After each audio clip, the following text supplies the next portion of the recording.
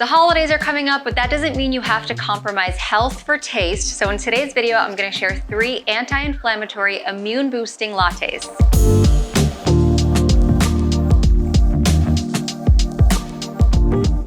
Hi guys, it's Mona, and I'm super excited about today's video because I have 3 really great drink recipes that you guys can try and kind of make your own that not only taste really good, but are actually really good for you. So a lot of times I kind of talk about 2 different pillars of health, where one is just like cutting out the bad stuff, like the processed food and the chemicals and the sugar. But then, and even if you just had that on its own, it'd be great. But now we're also having these recipes that are amazing for you. So not only do they not have the bad stuff, they have great added benefit, which of course is great when the weather is cold, you know, to prevent cold and flu, and they're super, super cozy. So I'm gonna share 3 kind of base recipes. For one of them, the base is ginger and turmeric. So I've got my raw ginger and turmeric here. Another one is just ginger and honey. So we're gonna use the same ginger for that recipe. And the last one is using hot cacao. So we've got raw cacao here, and we're gonna make kind of a makeshift hot chocolate recipe that's actually in my ebook that you guys can also get. I give that away for free on my website, so I will link that below. So let's first talk about the hot cacao, because I'm obsessed with hot chocolate and just chocolate in general. It's like my favorite thing. And honestly, cacao, if you've watched any of my YouTube videos, I talk about as being like probably my favorite health ingredient in the world. It's literally so good for you. It's an absolute no-brainer. It gives you a chocolatey flavor. It's super, super high in antioxidants, like more than even eating berries. And it's really anti-inflammatory. So you've got a lot of that going on here and a lot of the health benefits of cacao. So really quick, let me just share the difference between cocoa and cacao. So cacao is spelled C-A-C and cocoa is C-O-C. So a lot of times when you go to the grocery store, you're probably gonna see like hot cocoa and you grew up eating a lot of hot cocoa. Cacao is the natural form. So it's basically where the chocolate plant originates. It's the more unprocessed form, and it's completely unsweetened. So actually chocolate on its own has no sugar. If you were to just take some of this is my little cacao powder that I keep. If you were to just taste it, it would taste very bitter, but the way to sweeten it is to add a sweetener. So you could add a little bit of organic maple syrup, you could add a little bit of honey.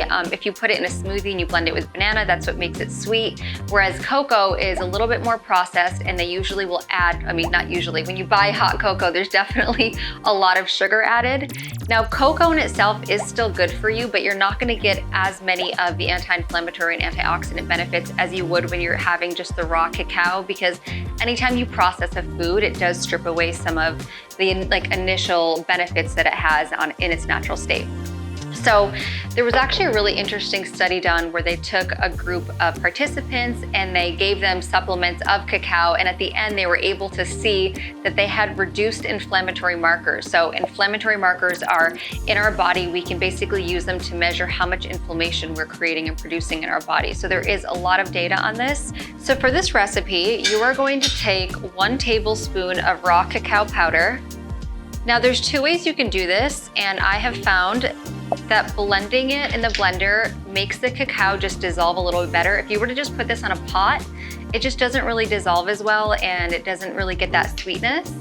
So I've already heated up my almond milk. You can do about 8 ounces of almond milk. Depending on how hot it is, you might want to blend this before you put it in your blender. This one is not too hot right now, so I think it'll be okay, but it is a better idea to blend it cold. I'm gonna add a tablespoon of maple syrup and then cinnamon to taste. You can do 2 tablespoons of maple syrup. I mean, honestly, taste it and make it your own. I find it to be sweet enough with just 1 tablespoon, but I don't like overly sweet things. I like more like milky flavors versus sweet. So I'm just gonna blend this. You can also experiment with like monk fruit or any other sweetener you like, but I definitely recommend sticking to a healthier sweetener, which I'll link below a video where I share my favorite sweeteners to use. So now I'm just gonna blend this.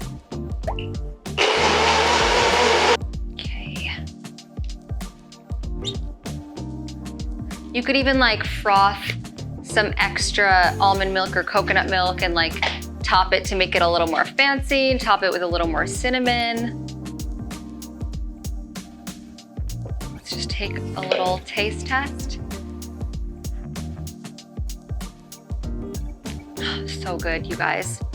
It's so cozy, and the holidays are all about cozy drinks. And honestly, the first time you taste it, of course, it's not going to taste like, you know, sugary hot cocoa that we're used to having, but I promise you, you can kind of train your taste buds, and things that you were used to eating before, you realize that your flavor palette will change, and then you won't crave them anymore. So just give it a try. And especially if you have kids, just start them on this so that they don't even know the difference. Okay, I'll move this aside.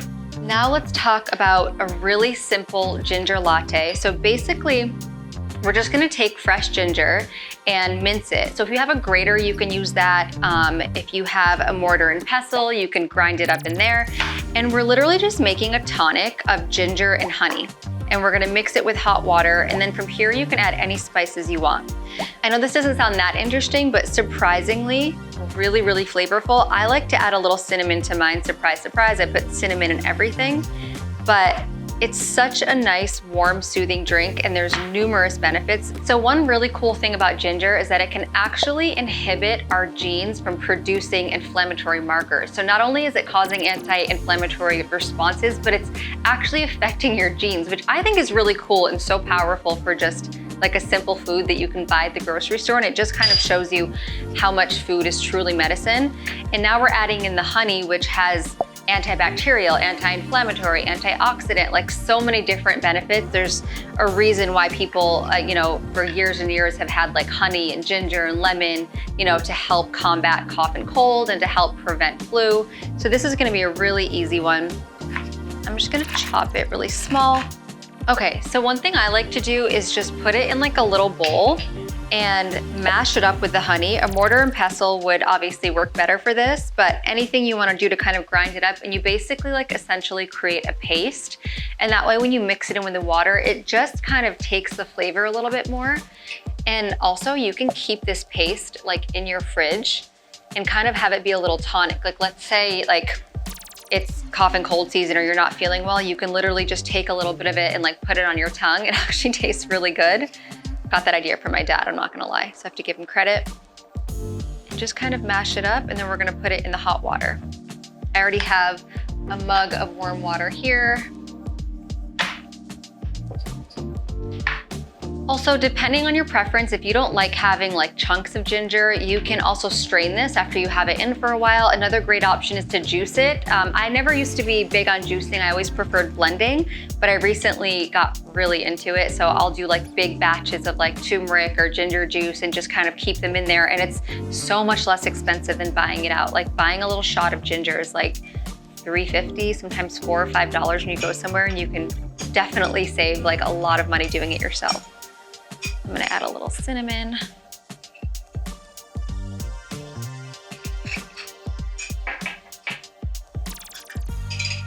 little sip.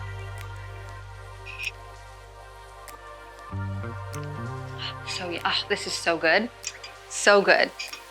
Make your own little DIY tea. Okay, and the last recipe I wanna share is also including ginger, but it's really turmeric based as well. So we've got a turmeric ginger latte. I won't get too into the benefits of ginger since we literally just covered that, but turmeric is literally one of the most powerful foods, and it's such a strong anti-inflammatory. It's got so many amazing healing benefits. There's actually one element in turmeric called elamine, and in China, it's been approved for the treatment of cancer. And I even remember in pharmacy school, we were doing rounds at a hospital, and this one doctor telling us that he had a stroke patient he treated with really, really high doses of turmeric, and that was how he responded and healed. So it's so cool to see like how strong the anti-inflammatory benefits are of turmeric. And you know, you can get turmeric powder, but I feel that when you just sprinkle in a little bit, it's great for taste and it can't hurt you, but you're not really gonna get like the really strong effects. So I've really enjoyed just buying like the actual raw root and either juicing it or blending it. So for this one, we're basically gonna do 1 teaspoon of turmeric, 1 teaspoon of ginger, up to 3 teaspoons of maple syrup, or depending on whatever sweetener you wanna add. I'm probably gonna do 2 teaspoons of maple syrup and a little bit of monk fruit, just to add a little sweetness there without any other sugar. And then any plant milk that you want. So I'm gonna use almond milk. Oat milk could make it really creamy.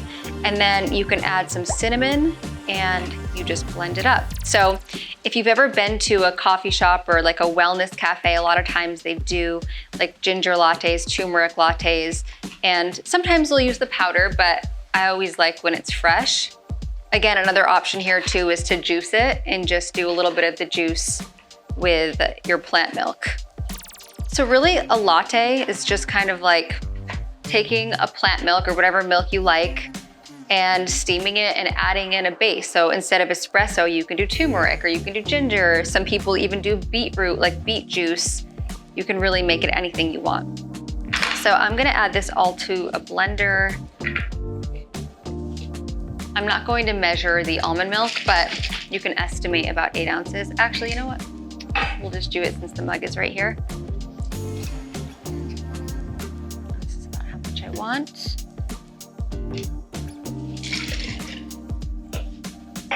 Then I'll add in my maple syrup.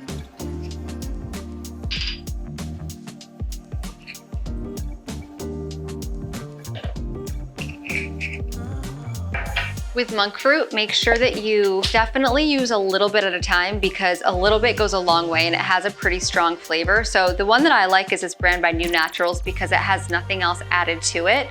And it comes with like this little scoop. So I'm just gonna do 1 little scoop of that, which is like the cutest, tiniest scooper you've ever seen. Okay, now let's blend this up and then I will heat it in the frother and then it will be good to go. Or you could, of course, heat it on a pot. It's just video purposes, the frother is easier.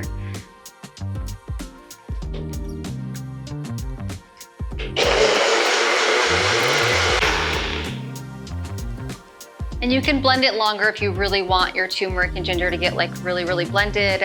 You can, of course, blend it a little bit longer.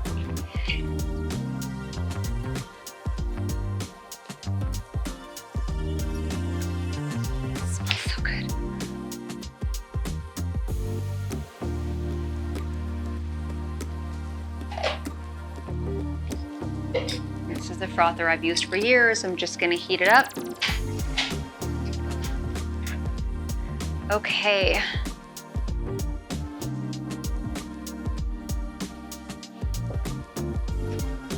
You guys, this smells so good. Yum. Okay, I actually think this one might be my favorite, even though I love the hot cacao. Like this one came out really good. And because you're adding the milk, the almond milk and the maple syrup, it doesn't taste overpowering with the turmeric and ginger. It really just tastes like sweet and yummy. So that is a great recipe. And honestly, like there are so many anti-inflammatory drugs you could take, which is funny as a pharmacist. I don't like taking medicine unless I absolutely need to. I don't think, it's always bad, but I like to use it as a last resort. And if you're taking something like Advil or aspirin or other like non-steroidal anti-inflammatory drugs, like yes, they can reduce inflammation, but they're also causing so many other bad effects. Like they can be really hard on your stomach. They can cause extra bleeding. Like you can't take these like a week or 2 before surgery. So I like having natural effects as much as I can. And I think just doing this as prevention is such a great idea. And honestly, you're not compromising taste with these recipes. So I hope you guys enjoy and that you make these for yourself or your family during the holidays and sit cozy on the couch or watch a movie and just really take it in and enjoy yourself. If you have any questions, leave it in the comments. If you guys have any good recipes, definitely leave it below. Please like, comment, and subscribe, and I'll see you next time.